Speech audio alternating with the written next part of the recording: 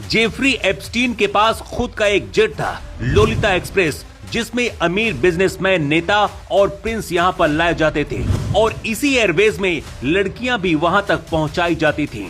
30 lakh page, 1,80,000 तस्वीरें और 2000 से ज्यादा वीडियो सामने आए हैं, जिन्हें देखकर किसी का भी दिमाग हिल जाएगा।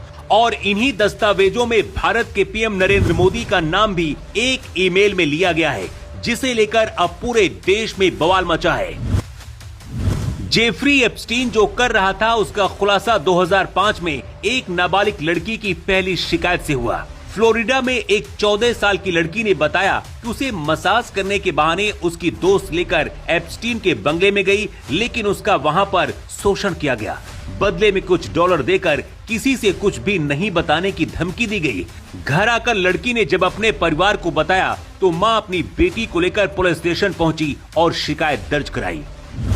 इसके बाद पुलिस ने जब जांच शुरू की तो एक के बाद एक 50 से ज्यादा लड़कियों के नाम सामने आए जो एप्स्टीन का शिकार हो चुकी थीं। इनमें से ज्यादातर ऐसी लड़कियां थीं जो गरीब थीं या फिर जो अनाथ थीं। पुलिस ने जांच में पाया कि एप्स्टीन के इस खेल में बड़े बड़े लोग शामिल हैं। एप्स्टीन के पास मैनहट्टन और पाम बीच में शानदार विला था।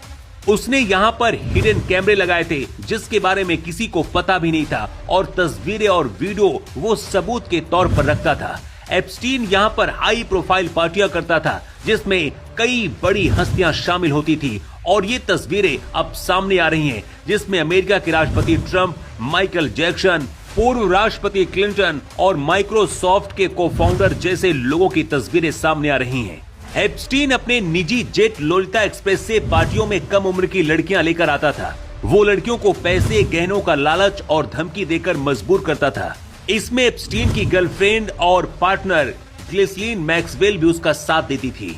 एप्स्टीन पर क्रिमिनल केस चला और उसे 2008 में 13 महीने की सजा सुनाई गई, लेकिन उसका रसूख इतना बड़ा था कि जेल से बाहर जाकर काम भी वो कर सकता था।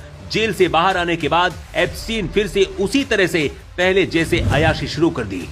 जेफरी एप्स्टीन के खिलाफ इतने सबूत मिल चुके थे और इतना ज्यादा विरोध बढ़ गया था कि 2019 में जेफरी को सेक्स ट्रैफिकिंग के आरोपों में गिरफ्तार किया गया, लेकिन मुकदमा चलने से पहले ही जेल में उसने आत्महत्या कर ली। लेकिन कहा जा रहा है कि बड़े बड़े लोगों को बचाया जा सके, इसलिए एप्स्टीन को जेल में ही मरवाया गया।